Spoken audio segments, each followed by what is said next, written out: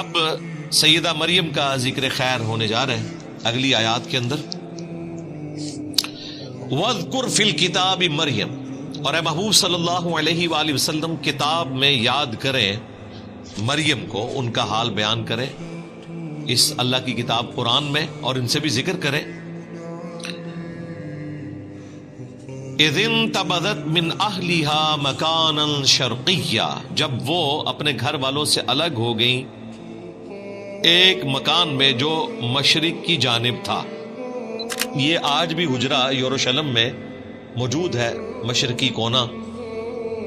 اور یروشلم ایک ایسی جگہ ہے جو تینوں بڑے مذاہب کے لیے، چاہے مسلمان ہوں، کرسچنز ہوں، جیوز ہوں، ایک متبرک جگہ ہے. مسلمان اس لیے جاتے ہیں، وہ قبلہ اوسط ہے مسلمانوں کا، قبلہ اول نہیں ہے، یہ غلط العام ہے. قبلہ اول خانہ کعبہ ہے، کچھ عرصہ کے لیے بیت المقدس ہوا اور پھر دوبارہ خانہ کعبہ ہو گیا. اور اس اعتبار سے بھی اہمیت کی حامل ہے وہ جگہ کہ نبی صلی اللہ علیہ وآلہ وسلم کا سفر معراج وہیں سے ہوا. اسی چٹان کے اوپر یہ گولڈن ڈوم بنایا گیا ہے، ڈوم آف دا راک، جسے لوگ سمجھتے ہیں یہ مسجد اقصی ہے. مسجد اقصی وہاں سے تقریباً 700 میٹر کے فاصلے پر ہے. آج کل اس کو قبلی ماسک کے نام سے یاد کیا جاتا ہے. نبی الاسلام کے زمانے میں مسجد اقصی نام کی کوئی مسجد نہیں تھی. قرآن میں جو اقصی ذکر ہے، اقصی کہتے ہیں دور کی مسجد. اس زمانے میں اسے ایلیا، یروشلم، بیت المقدس یہ الفاظ استعمال ہوتے تھے. پھر حضرت عمر نے وہاں پہ قبلی ماسک بھی بنا دی، ورنہ تو اگر کوئی مسجد ہوتی تو اس کا نام اقصی رکھا جاتا. تو وہ پورا جو پہاڑ ہے نا، وہ حرم ہے. مسلمانوں کے لیے تیسرا حرم ہے مکہ اور مدینہ کے بعد. اسی کے اوپر وہ چٹان بھی موجود ہے جہاں سے نبی الاسلام معراج میں تشریف لے گئے. اسی پہ وہ قبلی ماسک بھی موجود ہے، اور اسی کے کارنر کے اوپر وہ ہیگل سلمانی کی ایک دیوار باقی ہے جو ٹائٹس نے 70 عیسوی میں حملہ کر کے یروشلم کو تباہ و برباد کیا تھا، اور جوز کا ڈائسپورا شروع ہوا. اب جا کے کچھ انہیں سکون آیا تو انہوں نے دنیا میں بے سکونی شروع کروا دی ہے. تو ایک دیوار ابھی تک باقی ہے جسے ویلنگ وال کہتے ہیں، دیوار گریا، جس کے سامنے وہ تورات پڑھ رہے ہوتے ہیں. اور ان کا ارادہ ہے کہ دوبارہ سے، بلکہ تیسری بار اب ہیگل سلمانی تعمیر ہوگا. تھرڈ ٹیمپل اسے کہتے ہیں. تو یہ حرم کا نقشہ میں نے آپ کو بتایا، میں نے کئی ویڈیوز میں اسے ڈسپلے بھی کروایا ہوا ہے. وہیں پر ایک مشرقی کونا ہے اسی حرم والی جگہ پر جہاں پہ سیدہ مریم نے عبادت کی. بیسیکلی اس کی تفصیلات تو آ چکی ہیں سورہ آل عمران کے اندر کہ حضرت مریم کی والدہ نے یہ منت مانی تھی کہ اے اللہ تو مجھے اولاد دے تو میں اسے ہیکل سلمانی کی خدمت کے لیے وقف کر دوں گی. ان کے تو ذہن میں یہی تھا کہ اللہ تعالیٰ بیٹا دے گا اور ہیکل سلمانی کی خدمت کے لیے اسے وقف کیا جائے گا.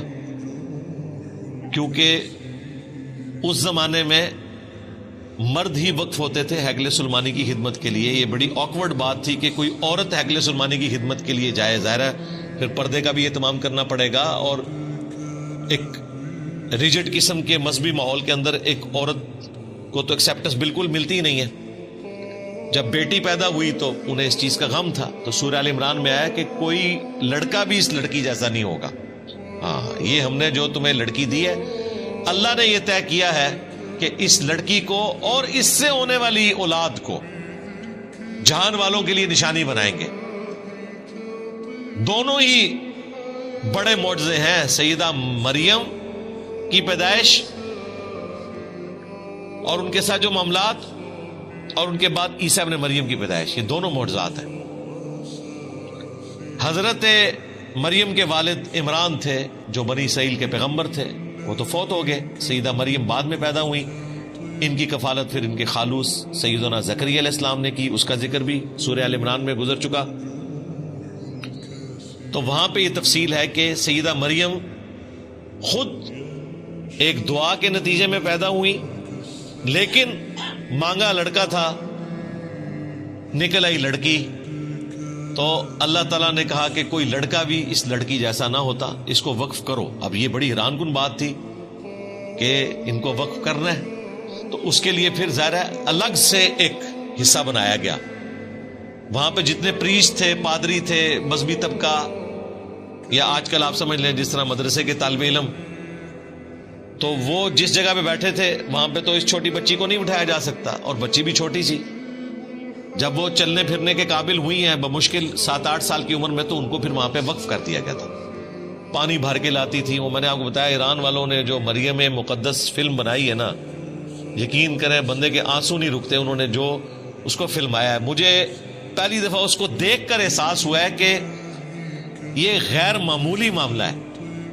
ماں باپ پہ کیا کیفیت گزری، باپ تو نہیں تھے، خالو تھے، ان پہ کیا کیفیت گزری، اور والدہ پہ کیا کیفیت گزری، اس تکلیف کا کوئی اندازہ نہیں کر سکتا۔ پھر انہیں جو تیکھی باتیں سننی پڑتی تھی مدرسے کے طالب علموں کی طرف سے، طالب علم تو ایک دوسرے کو نہیں چھوڑتے ہیں، تو ایک چھوٹی بچی اس کے اوپر ظلم کرتے تھے، مارتے تھے، پیٹتے تھے، اور اس سے ضرورت سے زیادہ کام لیتے تھے۔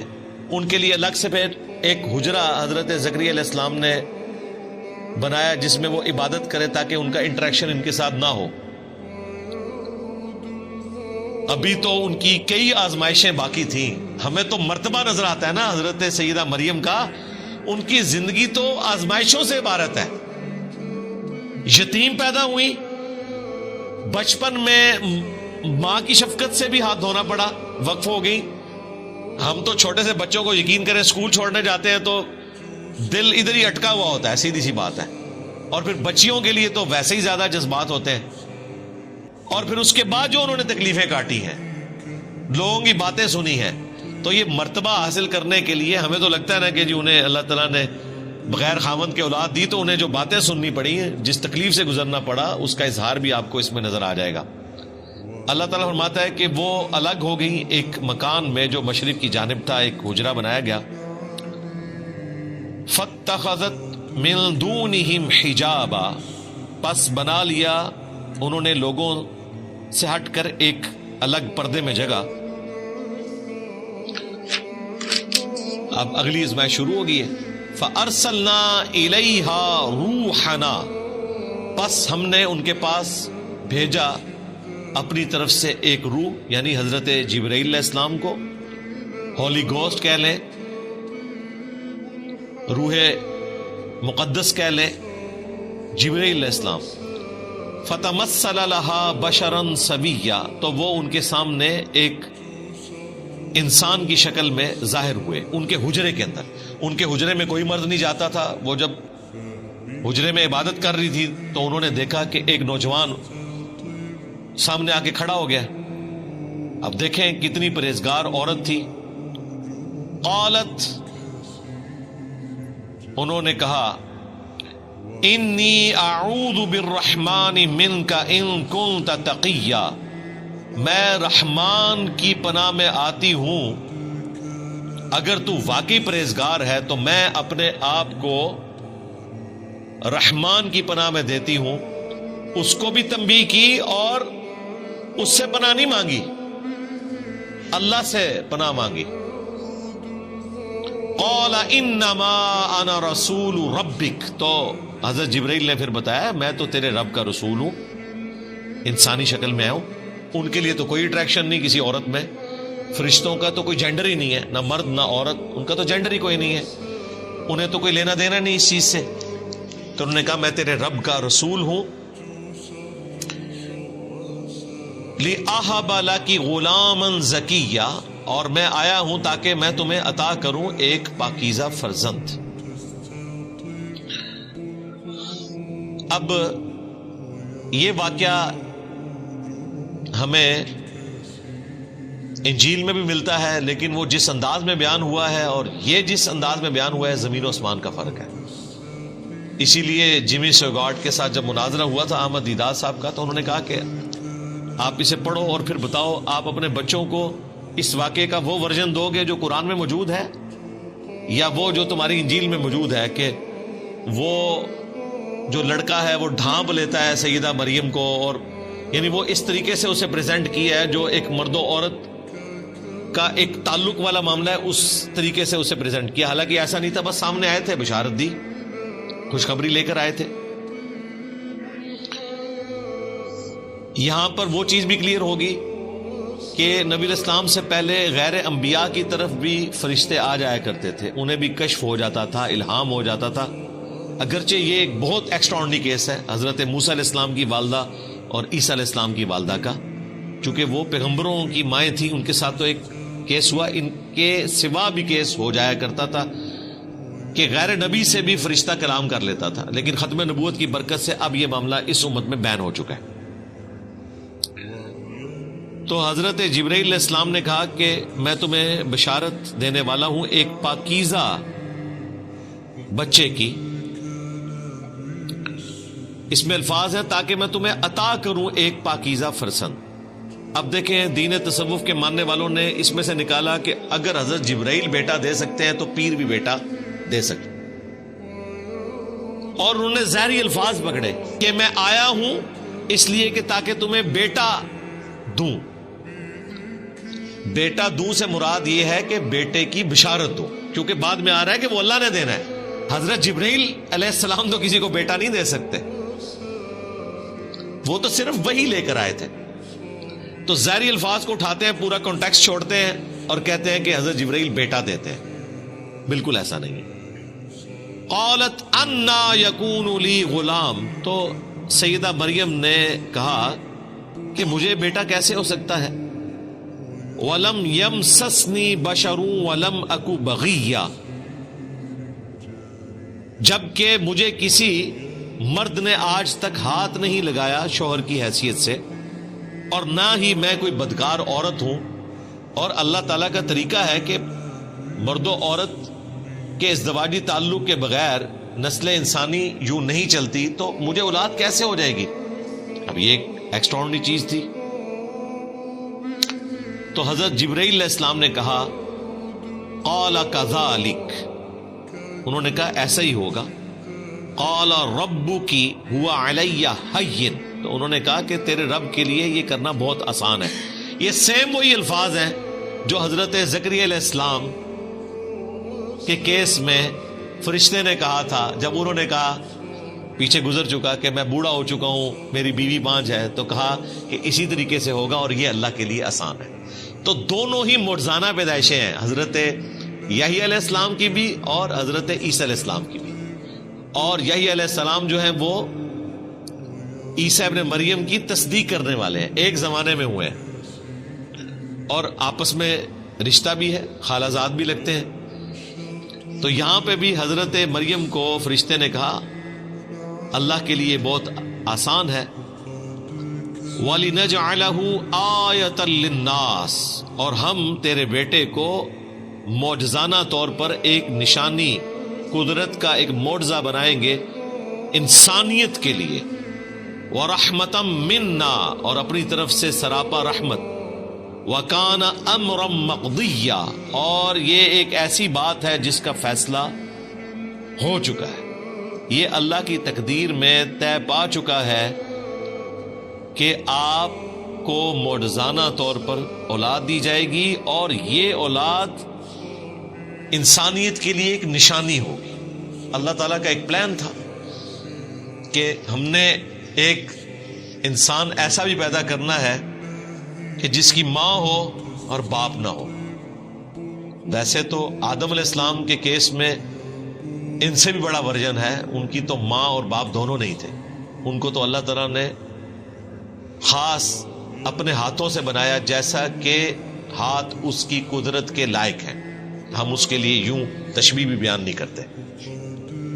اپنی طرف سے روح پھونکی، اسی لیے سورہ آل عمران میں اللہ تعالیٰ نے کرسچنز کو سمجھاتے ہوئے کہا ہے کہ عیسیٰ کی مثال اللہ کے حضور آدم کی سی ہے کہ اس کو ہم نے مٹی سے بنایا، کن فیکون ہو گیا۔ تو اللہ تعالیٰ کے لیے کوئی مشکل نہیں ہے۔ اگر آدم علیہ السلام اللہ کے بندے ہیں، جن کو کرسچنز بھی کہتے ہیں کہ وہ اللہ کے بندے ہیں، تو عیسیٰ ابن مریم بدرجہ اولا اللہ کے بندے ہیں، کیونکہ آدم علیہ السلام کی ماں اور باپ دونوں کو ہی نہیں تھے۔ عیسیٰ علیہ السلام کی پھر بھی ماں تھی، اور انہوں نے 9 مہینے کا پیریڈ ماں کے پیٹ میں گزارا، جو ایک نیچرل پروسیس ہے. ایک مسنگ ایلیمنٹ تھا باپ والا، وہ اللہ تعالیٰ کی طرف سے خاص ایک روح تھی. اسی لیے سورۃ النساء میں آیا کہ عیسیٰ ابن مریم روح من ہے، اللہ کی خاص روح ہے. ویسے تو ہمارے اندر بھی اللہ کی روح ہے، روح سے مراد اللہ کی مخلوق روح، لیکن عیسیٰ ابن مریم خاص روح ہے کیونکہ وہاں باپ والا ایلیمنٹ مسنگ ہے. وہ خاص روح ہے کہ صرف ماں سے پیدا ہوئے اور جہان والوں کے لیے ان کو نشانی بنانا تھا. فحملتہ، تو وہ اس کے ساتھ پریگنٹ ہو گئیں، حاملہ ہو گئیں.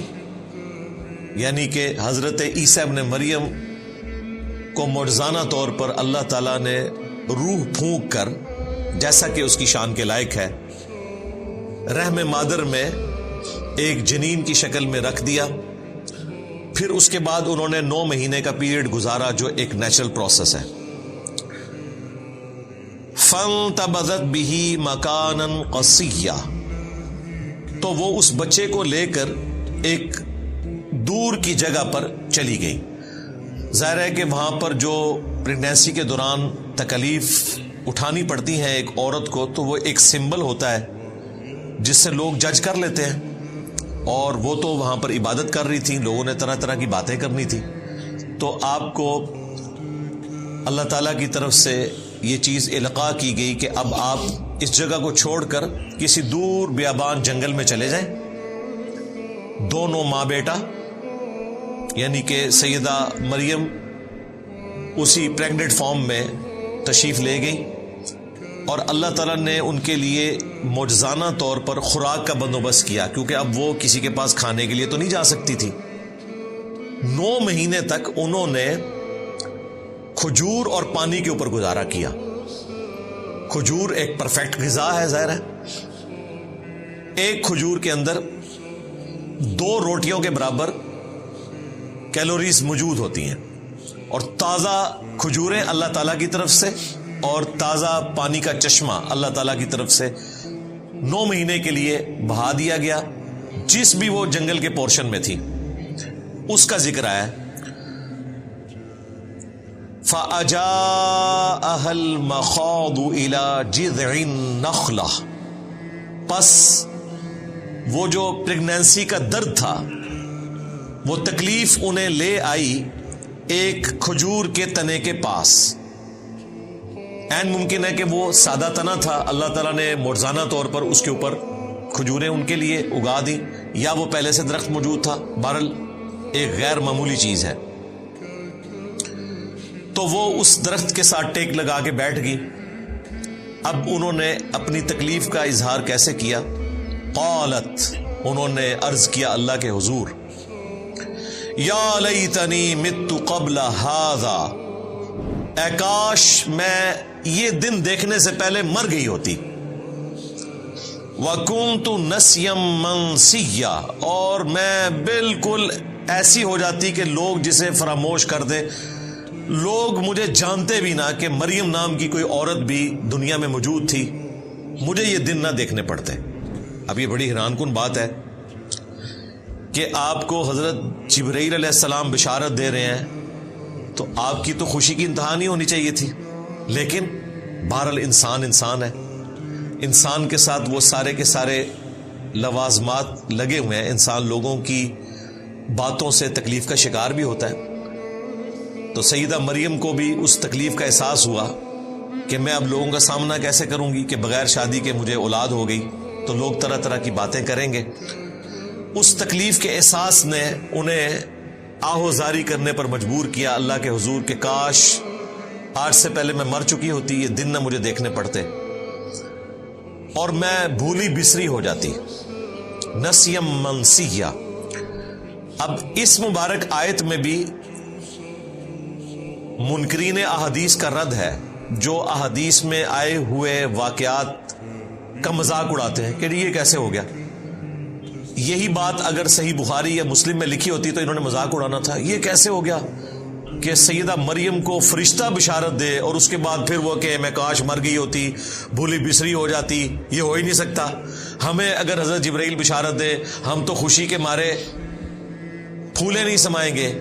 تو سیدہ مریم ایسی باتیں کیسے کر سکتی تھی؟ انہوں نے مذاق اڑانا تھا اور وہ جینون ہوتا گیون سرکمسٹانسز میں. لیکن اس کا جواب کیا ہے؟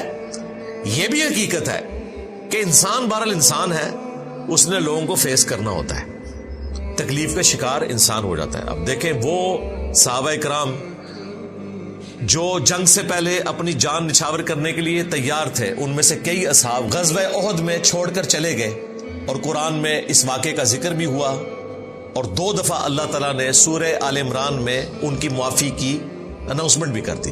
لیکن واقعہ تو بہت بڑا ہے. آج اگر دقت نظر سے دیکھا جائے کہ یہ کیسے ہو سکتا ہے کہ جانثار لوگ نبی علیہ السلام کو چھوڑ جائیں، کچھ آخری وقت تک ساتھ رہے، کچھ چھوڑ کر بھی چلے گئے، لیکن آج کی ڈیٹ میں معاف ہو چکا. یہ بھی بشری تقاضا تھا، یہ ہو سکتا ہے. یہ شاعری میں باتیں اچھی لگتی ہیں، تیرے ہوتے جنم لیا ہوتا تو تیرے قدموں سے لپٹتا، تو میں خاک کا ذرہ ہوتا، میں اپنی جان نچھاور کر دیتا. جب وقت آتا ہے تو بہت مشکل ہوتا ہے اس پر عمل کرنا. آج دیکھ لیں کتنے لوگ ہیں جو فجر کی نماز کے لیے اٹھتے ہیں، انہوں نے نبی علیہ السلام کے لیے اپنی جان قربان کرنی تھی، جو بسترے کی قربانی نہیں دے سکتے. تو یہ جذباتی باتیں، پریکٹیکلی انسان تکلیف سے گزرتا ہے. تو یہاں پر بھی سیدہ مریم کا یہ کہنا یہ ایک بشری تقاضا تھا، انسان انسان ہے. جب انہوں نے یہ فریاد کی تو اللہ تعالیٰ نے اس پہ انہیں کوئی ڈانٹا نہیں ہے، بلکہ فرشتے کے ذریعے بشارت دی. فناداها من تحتها، تو ایک فرشتے نے نیچے سے پکارا، کسی اونچی جگہ پر ہوں گی، نیچے فرشتہ سامنے ظاہر ہوا، اس نے ان کو پکار کر بشارت دی، اللہ تحزنی، کہ مت غم کھاؤ، قد جعل ربکی تحتکی سریہ، بے شک تیرے رب نے تیرے لیے نیچے ندی رواں کر دی ہے. اب یہ معجزانہ طور پر ڈھارس تھی، اسی وقت کوئی ندی چلی ان کے لیے اسی درخت کے نیچے جہاں پر وہ بیٹھی ہوئی تھی. ظاہر ہے ان کے لیے پریگنینسی میں موومنٹ کرنا بھی مشکل تھا. اور دیکھیں دوسرا معجزہ یہ ظاہر ہوا، وَهُزِّي إِلَيْكِ بِجِذْعِ النَّخْلَةِ، اور یہ جو کھجور کا تنا ہے نا، اس کو اپنی طرف ہلاؤ. اب مجھے بتائیں بڑا آدمی بھی کسی کھجور کے تنے کو نہیں ہلا سکتا، تو عورت کیسے ہلائے گی؟ بس معجزانہ طور پر تھا، بس ہاتھ ہی رکھا انہوں نے، ہلکا سا اسے ہلایا، کیا وہ ہلا بھی نہیں ہوگا؟ اتنا وہ سخت درخت ہوتا ہے. معجزانہ طور پر ہوا. تساقط علیکی رطبا جنیہ، تو یہ تنا آپ کے اوپر پکی ہوئی کھجوریں گرانا شروع کر دے گا. این ممکن ہے کوئی خشک تنا تھا، اس پہ کھجوریں لگ گئی اسی وقت. معجزانہ طور پر ندی تو رواں ہوئی ہے. اب 2 تفاسیر کی گئی ہیں. ایک تفسیر جو قرآن میں فٹ ان بیٹھتی ہے وہ یہی ہے کہ یہ کسی فرشتے نے ہی کہا. بعض لوگ اس طرف گئے ہیں کہ حضرت عیسیٰ علیہ السلام نے کلام کیا ان کی گود میں، لیکن یہ دور کی بات ہے. اس کی وجہ یہ ہے کہ یہ بات تو آنی تھی 9 مہینے کے بعد. وہ 9 مہینے میں انہوں نے کس طرح اپنا وقت پاس کیا، تو یہ بات زیادہ مضبوط ہے کہ فرشتے نے ندا کی جب وہ پریگننٹ حالت میں جا کے تنے کے ساتھ ٹیک لگا کے بیٹھ گئی، اور انہوں نے اللہ کے حضور فریاد کی، تو اللہ تعالیٰ نے فرشتے کے ذریعے بشارت دی کہ آپ کے لیے میٹھے پانی کی ندی ہے، اور یہ درخت کا تنا آپ بس اسے تھوڑا سا ہلائیں، ہاتھ لگانے کی دیر ہے، آپ کے اوپر پکی ہوئی کھجوریں گریں گی، جو ایک پرفیکٹ غذا ہے، پانی بھی اور کھجوریں بھی. فَكُلِي وَاشْرَبِي، تو کھاؤ اور پیو، اس میں سے پرفیکٹ غذا ہے. وَقَرِّي عَيْنًا، اور اپنی آنکھوں کو ٹھنڈا کرو. کس کے ذریعے؟ جو بچہ پیدا ہونے والا ہے اس کے تصور سے کہ یہ معجزانہ پیدائش ہے. وجیہن فی الدنیا والآخرہ ومن المقربین، اور جب پیدا ہو گیا تو ماں کے اندر ایک اٹریکشن ہے نیو بورن بیبی کے لیے، ماں کو چھوڑ دیں، آپ چھوٹے بچے ذرا موٹر بائکس پہ بیٹھے ہوئے دیکھیں، آپ کے اپنے بچے بھی نہیں ہوتے پھر بھی اتنی اٹریکشن ہوتی ہے. چھوٹے بچوں میں اللہ تعالیٰ نے اٹریکشن رکھی ہے. انسان نہیں، بلی کا بچہ دیکھ لیں، مرغی کا چوزا دیکھ لیں، ایک نیچرل اللہ تعالیٰ نے اٹریکشن کا معاملہ رکھتی ہے. تو اپنی آنکھوں کو ٹھنڈا کرو اپنے بچے کو دیکھ کر. فَإِمَّا تَرَيِنَّ مِنَ الْبَشَرِ أَحَدًا، اور تم اگر کسی آدمی کو دیکھو، کوئی آدمی نظر آئے جو تمہارا جاننے والا ہو، اور ظاہر ہے وہ پوچھے گا مریم کب شادی ہوئی اور یہ بچہ کہاں سے آ گیا، کیا چکر ہے، تو تم نے اس کے جواب میں کیا کرنا ہے؟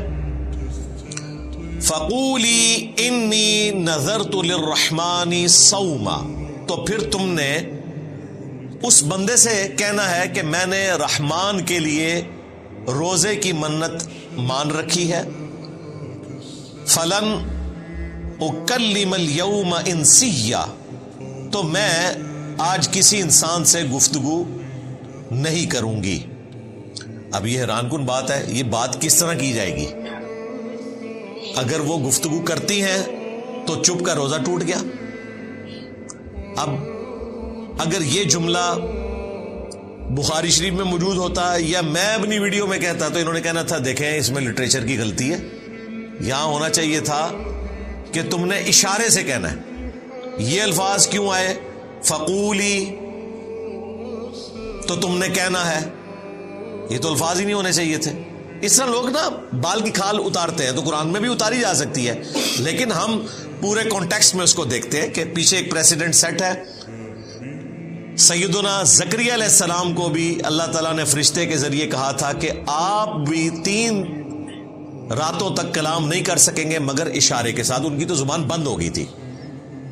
یہاں پر اللہ تعالیٰ نے کہا کہ تم نے ان سے کہنا، یعنی اشارے سے کہنا ہے. اس زمانے میں چپ کا روزہ رکھنا جائز تھا، اس شریعت میں حرام ہے. میں نے اپنے رب کے لیے منت کا روزہ رکھا ہے تو میں آج کسی انسان سے کلام نہیں کروں گی.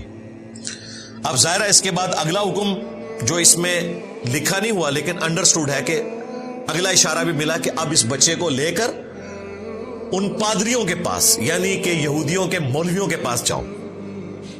یہ اس سے بڑا امتحان تھا. جو اکیلے بیٹھی ہوئی رو رہی تھی، اللہ سے فریاد کر رہی تھی کہ میں لوگوں کو کیا منہ دکھاؤں گی، اب پریکٹیکلی وہ لمحہ آ گیا. تو وہ ایک مشکل صورتحال تھی ان کے لیے. فَأَتَتْ بِهِ قَوْمَهَا تَحْمِلُهُ، تو وہ بچہ اٹھا کر اپنی قوم کے پاس آئیں، گود میں بچہ اٹھایا ہوا ہے. اب قوم نے تو مریم کو ایک آئیڈیل پرسنالٹی کے طور پر دیکھا ہے کہ چھوٹی سی بچی ہیکل سلیمانی کے لیے وقف ہے، ہر وقت عبادت کرتی رہتی ہے، اور اینڈ رزلٹ یہ نکلا ہے کہ 16 سال کی بچی ایک چھوٹا سا بچہ اٹھا کر آ گئی ہے. تو لوگوں نے ظاہر اس کے کریکٹر کے بارے میں بات ہی کرنی تھی، یہ نیچرل تھا، اور وہی ہوا. قالو، تو وہ علماء کرام بولے، یہودی پریسٹ، یا مریم، اے مریم، لقد جئت شیئا فریا، بے شک تو نے تو بہت ہی برا کام کیا. بجائے اس کے کہ کوئی پوچھتے، ڈائریکٹ انہوں نے فتویٰ لگانا شروع کر دیا. حالانکہ ان کے پاس پروفیسیز موجود تھی کہ پیغمبر آنے والے ہیں. سیدہ مریم کا ایک کریکٹر تھا، انہوں نے ڈائریکٹ 0 سے ملٹیپلائی کر دیا، الزامات لگا کر پھر پوچھا. اس کی بجائے یہ بھی پوچھا جا سکتا تھا ڈائریکٹلی کہ یہ بچہ کس کا ہے، ہو سکتا ہے کسی کا بچہ اٹھایا ہو، لیکن انہوں نے خود ہی ازیوم کر لیا، اگرچہ وہ ازمپشن ان کی درست تھی، لیکن میں ایٹیچیوڈ کی بات کر رہا ہوں. یا اخت ہارون، اے ہارون کی بہن، ما کان ابوک امرأ سوء، نہ تو تیرا باپ کوئی برا آدمی تھا، وما کانت امک بغیہ، اور نہ تیری ماں کوئی بدچلن عورت تھی. یعنی تو نیک ماں باپ کی اولاد ہے، تیرا باپ پیغمبر تھا عمران، اور تیری ماں بھی نیک عورت، اور تیرا بھائی ہارون وہ بھی کوئی شریف النفس انسان ہوگا، اس کی طرف منسوب کیا. اس کریکٹر میں تیرا کریکٹر نہیں بیٹھتا. اب یہاں پر جو آیا یا اخت ہارون، تو بعض لوگوں نے اس پر اعتراض کیا، رسول اللہ کے زمانے میں بھی، آج تک کرسچنز کرتے ہیں۔ مارمری ایمینول جو کرسچن آرتھوڈاکس ہے، ایک پریسٹ آسٹریلیا میں، اس نے قرآن پر، اسلام پر 5 اعتراضات کیے تھے۔ ان میں سے ایک اعتراض یہ تھا، میں نے تفصیلی ویڈیو ریکارڈ کروائی تھی، reply to Christian bishop Mar Mari Emmanuel. 5 blames اس نے لگائے تھے، میں نے جواب دیا تھا۔ ایک یہ ہے کہ جی ہارون علیہ السلام اور عیسیٰ علیہ السلام میں تو 1000 سال کا فاصلہ ہے، تو سیدہ مریم ہارون کی بہن کیسے ہو گئی؟ یہ تو ہسٹوریکل مسٹیک ہے قرآن میں۔ انہوں نے بھی پادریوں کی طرح ایزیوم کر لیا کہ قرآن کو یہ زمانی ترتیب ہی نہیں پتا، حالانکہ قرآن حکیم میں سورہ آل عمران میں، سورۃ المائدہ میں انبیاء کی زمانی ترتیب کا بھی ذکر ہوا ہے، سورۃ الحدید میں بھی کئی جگہ، جس میں اللہ تعالیٰ نے ترتیب کے ساتھ بیان کیا کہ ہم نے ابراہیم علیہ السلام کو، پھر ان کی اولاد میں سے اسحاق، اور ان کی اولاد کو پیغمبری عطا فرمائی، اور پے در پے رسول آتے رہے، یہاں تک کہ عیسیٰ ابن مریم کو ہم نے بھیجا، اور اس میں موسیٰ علیہ السلام، ہارون علیہ السلام کا بھی ذکر ہے۔ قرآن تو خود کہہ رہا ہے کہ ان کا زمانہ ایک نہیں ہے، تو قرآن تو یہ غلطی کر ہی نہیں سکتا تھا نا کہ اس سے مراد وہ ہارون لیا جاتا جو موسیٰ علیہ السلام کے بڑے بھائی تھے۔ قرآن تو خود کہہ رہا ہے کہ ان کے درمیان اتنا فاصلہ ہے۔ 2 نمبری کرتے ہیں، یہ آیت اٹھاتے ہیں اور کہتے ہیں قرآن کو تو ہسٹری کا نہیں پتا، دوسری جگہ سے آیات اٹھائیں، قرآن تو خود بتا رہا ہے۔ تو اس کا جواب یہ ہے، صحیح مسلم میں حدیث ہے، مغیرہ ابن شعبہ کہتے ہیں میں نجران گیا تھا، وہاں کرسچنز تھے، اور وہی تھے جو بعد میں آئے بھی تھے مباہلے کے لیے، تو انہوں نے مجھ سے سوال کیا کہ ہارون کی بہن مریم کیسے ہو گئی، ان کے درمیان تو 1000 سال سے زیادہ کا فاصلہ ہے۔ تو میں ان کو جواب نہیں دے سکا، تو نبی علیہ السلام نے کہا کہ تم نے ان کو کہہ دینا تھا کہ بنی اسرائیل کے لوگ اس چیز کو اچھا سمجھتے تھے کہ پیغمبروں کے نام کے اوپر نام رکھیں، تو اتنا تو تم کامن سینس یوز کر سکتے تھے کہ یہاں ہارون علیہ السلام سے مراد موسیٰ علیہ السلام کے بھائی نہیں ہیں۔ اب یہ حیران کن بات ہے کہ ہارون علیہ السلام اور موسیٰ علیہ السلام کے والد کا نام بھی عمران ہے، اور سیدہ مریم کے والد کا نام بھی عمران ہے، تو اس چیز کی وہ پلی لیتے ہیں۔ بھئی یہ پلی لی جائے تو تم بھی مانتے ہو کہ دونوں کے والد عمران ہیں، تو کیا تم بھی ایک زمانہ مان رہے ہو ان کا؟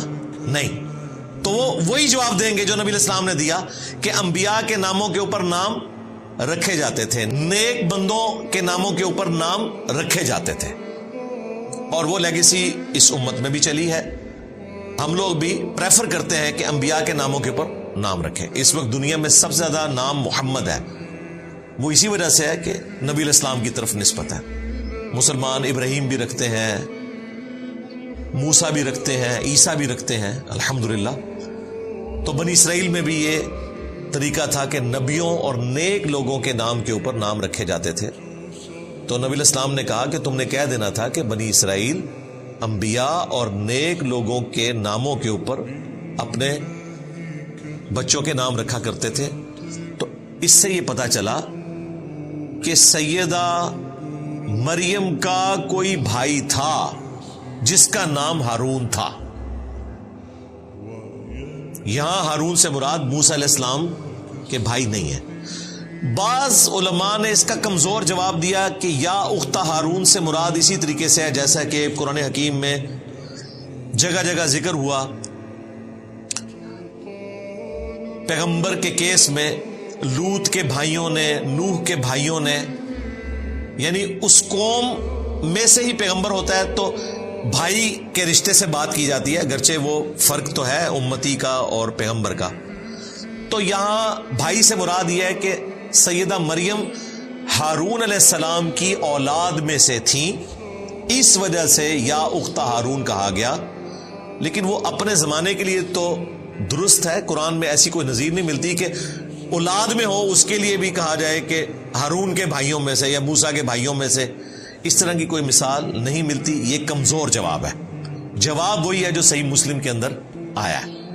ڈاکٹر ذاکر نائک نے بھی اس کا جواب دیا تھا، لیکن چونکہ ان کو اس طریقے سے حدیث کا نالج نہیں تھا تو انہوں نے کہا کہ المصنف ابن ابی شیبہ میں ایک روایت موجود ہے، اور روایت کون سی بیان کی؟ جو مسلم شریف میں ہے. انہیں نہیں پتا تھا یہ صحیح مسلم میں ہے. تو میں نے اپنی ویڈیو میں بھی کہا تھا کہ مصنف ابن ابی شیبہ سے تو ضرورت ہی نہیں، وہ روایت مسلم شریف میں ہے جو مین سٹریم کی 6 کتابوں میں آتی ہے. تو مصنف تک تو ہم تب پہنچیں گے جب یہاں ہمیں کوئی دلیل نہ ملے.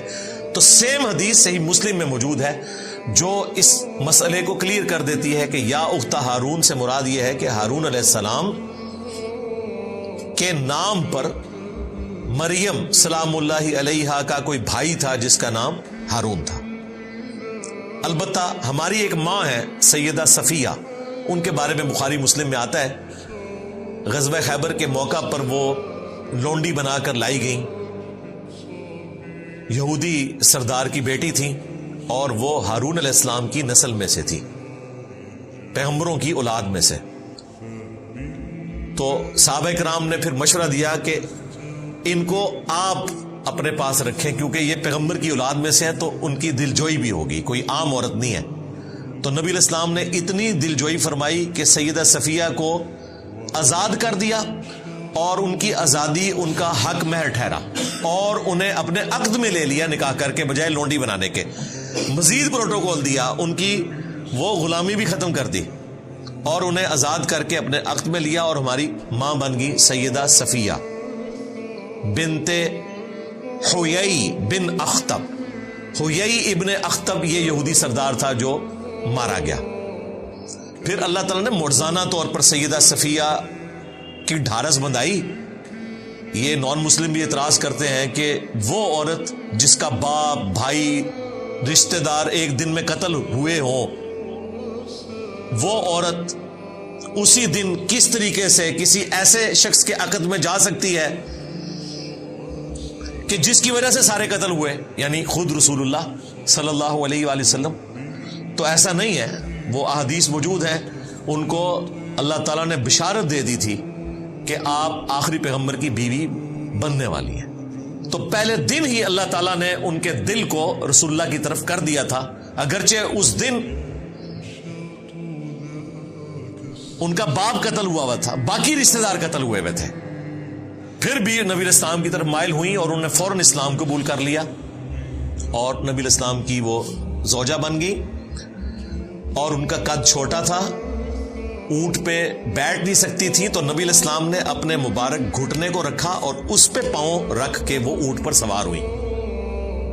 اس سے یہ پتا چلا کہ نبی علیہ السلام اپنی بیویوں کو کتنا پروٹوکول دیتے تھے اور اپنے پیچھے سوار کیا. یہاں کراچی کے ایک مفتی نے بات کی تھی کہ جی وہ موٹر بائک کے پیچھے ایک ٹانگ ادھر کر کے اور ایک ٹانگ ادھر کر کے بیٹھنا یہ عجیب سی، پھر بڑے اس نے عجیب و غریب غلیظ قسم کے الفاظ استعمال کیے تھے. تو میں نے کہا تھا کہ اللہ کے بندے یہ تو سنت ہے. اونٹ کے اوپر سیدہ صفیہ رسول اللہ کے پیچھے اسی حالت میں بیٹھی تھی کہ ایک ٹانگ ادھر کر کے ایک ٹانگ ادھر کر کے، اور نبی علیہ السلام کو پکڑ کر وہ بیٹھی تھی. تو یہ تو سنت ہے اور یہ زیادہ سیف طریقہ ہے. گاؤں کے لوگ آپ نے دیکھا ہے بوڑھی عورتوں کو جب لے کر چلتے ہیں تو وہ دونوں ٹانگیں ایک طرف نہیں کرتے، گرنے کے چانسز ہوتے ہیں. ایک ٹانگ اس طرف اور ایک ٹانگ اس طرف، اس میں چانسز نہیں ہوتے. اس طریقے سے سواری پر بیٹھنا ہماری ماں کی سنت ہے، سیدہ صفیہ کی. پھر ایتھیسٹ کی طرف سے یہ بھی اعتراض ہوا تھا کہ ان کی تو عدت پوری نہیں ہوئی بھی تھی. تو وہ بھی میں نے بخاری مسلم سے بتایا تھا کہ جو لونڈی بن کر آتی ہے تو اس کی عدت ایک دفعہ حیض کا آنا ہے اور پاک ہو جانا ہے، اور وہ بخاری مسلم میں موجود ہے کہ اس کے بعد ہی وہ نبی علیہ السلام کے عقد میں آئی تھی. تو یہ ساری چیزیں لوگ اعتراض کرتے رہتے، میں نے ساتھ ساتھ اس کا جواب دے دیا کیونکہ یا اخت ہارون سے سیدہ صفیہ کا ذکر خیر بھی آ گیا الحمدللہ سلام اللہ علیہا.